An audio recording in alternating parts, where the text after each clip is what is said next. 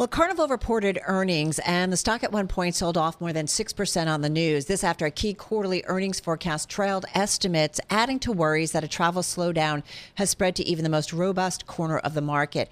However, Carnival did boost full-year profit expectations, beating Wall Street's view, suggesting any slowdown may prove transitory. I do want to point out, too, the stock is down about 15% so far here in 2025. Let's get some context and more detail around the company's quarterly update. Great to have back with us Josh Weinstein. He's President, CEO, and Chief Climate Officer of Carnival Corporation, and he joins us from Carnival's headquarters in Miami. Josh, great to be talking with you. How are you? I'm very well, thank you. How are you doing? Doing okay, trying to keep up with everything that's coming at us on a daily basis. And I kind of want to start there because there is a lot coming at anyone who's running a big company like yours today, whether it's out of Washington, whether it's out of how the consumer is feeling. How would you describe the cruise business and how it compares from your last quarterly update? What has changed at all? Because I know you have been very optimistic, and it seems like you're still optimistic about the business based on the releases. Yeah, absolutely. So the thing that's changed from December to today is, well, we just completed our first quarter, and instead of yields being up 4.7%, which is what we guided to, they were up 7.3%. And so clearly things went very, very well in the first quarter. Consumers love to cruise, and we've got 8 brands that are purposely tied to particular demographics, particular national markets, and it serves us very, very well. And so what we see is enough strength in that first quarter that we can raise our yields for the year, for our full year guidance. And that's basically saying that we're content to keep 4% plus yields for the remaining 3 quarters of the year, despite the fact that there is, geopolitical and macroeconomic uncertainty, which certainly wasn't on the radar when we came up with our guidance to begin with in December. And yet investors seem to be at least initially disappointed over your second quarter EBITDA forecast.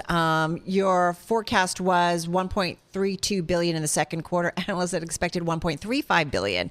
Should they be disappointed? You know what? I guess I'll answer by saying our December guidance was basically saying we were going to be about was it $1.70, give or take, for the year on EPS. We just came out with guidance that said $1.83. Mm-hmm. We outperformed on revenue yields. Onboard trends are really, really healthy with our consumers. So I would argue that we should be higher than where we were in December, since our results are better than where we were in December. But that's really up to the street. Our job is to deliver and hopefully over deliver, which is what we did in the first quarter. So Josh, let's talk a little bit more about that consumer, because in the press release, you noted that Carnival is not completely immune from heightened macroeconomic and geopolitical volatility, and you're still taking up earnings expectations for the year. You remain on track to have another stellar year across the entire brand of cruises. Why are we hearing then from airlines that consumers are pulling back? Why are we not seeing that in your business? Well, I think there's a couple of things to differentiate. First of all, airlines aren't just for holidays. Airlines are business travel. It is holidays, it's conferences, it's government travel. We are really holidays. We are vacations. So we're in a different bucket than where airlines are. We came into 2025 the best book position we've ever been in at higher prices. We came out at the end of the first quarter still being in line with record occupancy percentage, and prices still nicely higher. We're 80% booked for the year. And so we have relatively limited inventory to sell when it comes to 2025. At the same time, our guests and our brands aren't just focused on in-year. We just came out of the first quarter of the wave period, which is considered the traditional big push for selling. And we set a record for the most volume we've ever done during wave for future years out. So people aren't just thinking about the short term, they're thinking about the long term, which is exactly what we're doing as a company. But are you noticing any change in the tone of the bookings, the pace of the bookings, or perhaps even people canceling because of their own uncertainty? I understand there's this difference between discretionary spend and business spend, but after all, discretionary is discretionary, and that's often the first thing to go if people are feeling uncertain.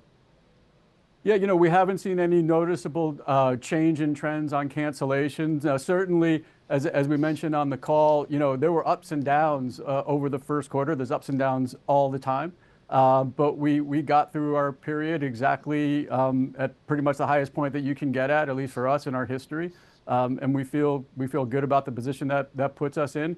Like I said, onboard spending, was up about 10% year over year in the first quarter. That's an acceleration of year over year performance versus where we were in the fourth quarter. And at least into the first couple of weeks of March with cruises that have ended, we really haven't seen a slowdown in that consumer behavior, that onboard spending. And so, at the end of the day, people in good times and bad times, they take holiday, they take a break, they need a break. You could argue in bad times, they need that break even more than they do in the good times. And that's what cruising is. It's a break. It's a way to relax, to get away from things, enjoy time with friends and family. That's what people pay for now. And when you line up cruise versus other vacation alternatives, frustrating as it is for me as a CEO of a cruise company, we're a great value. And the fact is, if people are getting concerned, if there's uncertainty, if there's noise in the background, people are searching for more value for their money. And that's exactly what we do. So it plays very well into our strength. So just for the record, I could go on a cruise for about a month right now because I need a break. But We'd love to have you. We'd love to have you. Having said that, what about in terms of pricing? Are you guys able to maintain pricing? Nothing changing in that regard, either for the first quarter or even for the outlook for the second quarter? Yeah, so like I said, the first quarter, our yields year over year were up over 7%, and over a 2-year period, we're talking about 24% higher yields for the first quarter. When we look at the rest of the year, Q2 through 4, we're projecting a little bit over 4% yield improvement year over year for that 9-month period remainder of the year. So, look, it's hard going, right? It's not like anything is easy, and we got to work hard. Our brands work hard to make that become a reality, and they do it through good revenue management techniques, through the great advertising that they're doing, and then ultimately delivering onboard experiences that people want to pay for. And then they get off of our ships and they tell their friends and family how amazing it is, and we get more. Hey, one of the things we wanted to ask you is something that in late February, the U.S. Commerce Secretary Howard Lutnick, he made some comments about how U.S.-based cruise companies, Josh, should be paying taxes even on ships that are registered abroad. We saw your stock, along with everybody in the major cruise space, sell off on his words, even though analysts indicated the worry may be overblown. They said, we've heard this before over the years. Is it overblown? Are you talking with the Trump administration about this? And if there was a U.S. registration change, what would that mean for you guys? So clearly we're operating in the confines of U.S. law as well we should. International shipping is based on very specific tax regimes that are set up in the U.S. and all over the world. And effectively it's based on reciprocity. So we feel like we're in a good place. We're doing what we should be doing. Having said that, anything out of the administration, including Secretary Lutnick, we certainly take seriously, and we're working hard to understand what the concerns are and how we can address them, if any. There's really nothing to report on from my perspective as far as what that means or where things could be going. But we'll stay on our guard and do whatever we need to do to make sure we're staying on the right side of policy. Josh, why don't you register in the U.S.? Is it regulatory reasons? Is it tax reasons? Is it labor reasons? Is it all of the above? Why don't you register in the U.S.? Yeah, it's just not that simple. You don't just take a ship and all of a sudden you can't just switch to U.S. registry. It's just not that simple. And really, it's a people go to school for classes for this, right? About international shipping and what it means, how it works, and it's been in place for much longer than I've been alive. And so, we could do a separate session on that, but suffice it to say, it's a regime that is well founded, and it's where we are right now.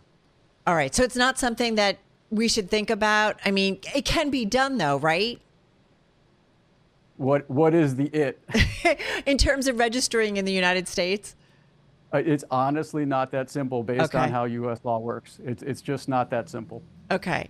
Would that be a conversation, though, then to have with the Trump administration, Josh, and say, listen, guys, if it was simpler, I mean, they're all about making things simpler, right? Efficient. Is there a conversation to be had? we're happy to talk to the administration, truly. Okay. Hey, listen, one of the things we wanted to talk to you about in a big way, and I've seen it firsthand, is the island destinations that you guys have. And it seems to be a continued, move for you guys in expansion. You opened Celebration Key this July. This is in Grand Bahama Island. How do these island destinations, we've talked to you about it, but it continues to be something we find really interesting. How does it fit into the North American cruise strategy and how important it is? I always think about to the top line and the profitability picture. Yeah, so for us, what we're doing with Celebration Key, which opens in July, it's a bit of a first for us. Even though we have a wonderful footprint around the Caribbean, we've built and created these destinations really as a service to our brands and something that's supportive of and really supplemental to what brands are doing and leading with the cruise experience that makes them so loved. What we're doing with Celebration Key, which doesn't even exist yet, and yet it's captivated the audience and captivated the imagination of Carnival cruisers and others, is we want to also lead with destination as a driver of consideration, of a driver for people saying, I need to go on Carnival Cruise Line because I'll get to go to Celebration Key, or because I'll get to go to Relax Away Half Moon Key, because it's the only way to get there. And so we believe that there's a tremendous amount of untapped value there in revenue generation, as well as the fact that these destinations are built close to the United States, hence we consume less fuel in order to get there, which saves money, is obviously good for the planet. Hey, listen, 20 seconds left here. What is your most popular destination? Where do most people want to go? And what kind of trip? Well, we carry 13 million people last year. They want to go to a lot of places. I'd say if you were going to ask me what's my top that I've ever been to, I got to say you got to go on a cruise to Alaska. And you got to go with Princess, Holland America, or Carnival, because they do it in an amazing way. And Cunard for those who are looking for the luxury end. But if you want to see the great state, the only way to do it is with a great brand that can take you on both sea and with our land experiences, because we've got hotels and motor coaches and glass domed rail cars and you name it, we got it up in Alaska. I just want to go somewhere where I get a cocktail with a little umbrella in it. I'm that easy. We also serve cocktails with umbrellas when we go to Alaska. Josh, thank you so much. Always appreciate the time you give us. Be well, be well. Josh Weinstein, President, CEO, and Chief Climate Officer of Carnival Corporation, joining us from Carnival's headquarters in Miami.